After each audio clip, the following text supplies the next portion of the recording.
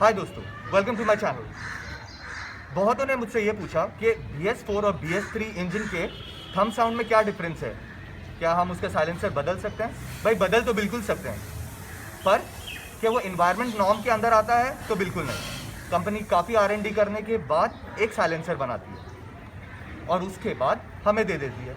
अगर आपको बदलना है तो बदल दीजिए, पर हाँ, अगर आप इन्वायरमेंट कॉशियस हो तो वो बिल्कुल ना करें। पर मैं आपको ये बताने वाला हूँ कि किस तरह दो बाइक के हम साइलेंसर कंपेयर करेंगे।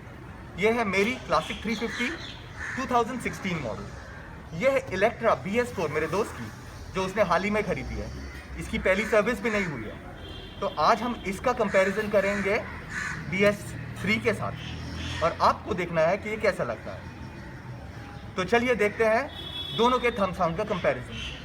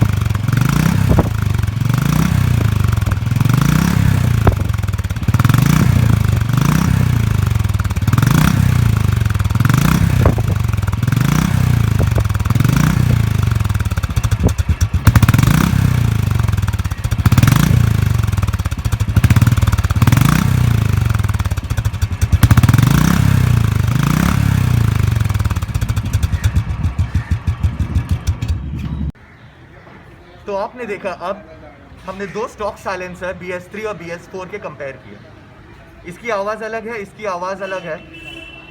इसने 3 सर्विसेज देख चुकी है और इसने एक भी नहीं। पर मैं BS4 को आपको दिखाऊंगा कंपैरिजन मेरी बाइक के साथ, जो मैंने फर्स्ट सर्विस से पहले कंपैरिजन किया था थंब का।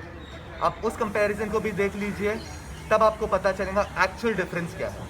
अगर आपको ये वीडियो अच्छा लगे तो सब्सक्राइब करना बिल्कुल मत भूलिए और लाइक ज़रूर दीजिएगा। I hope you enjoy this video. Have a good day and a healthy life.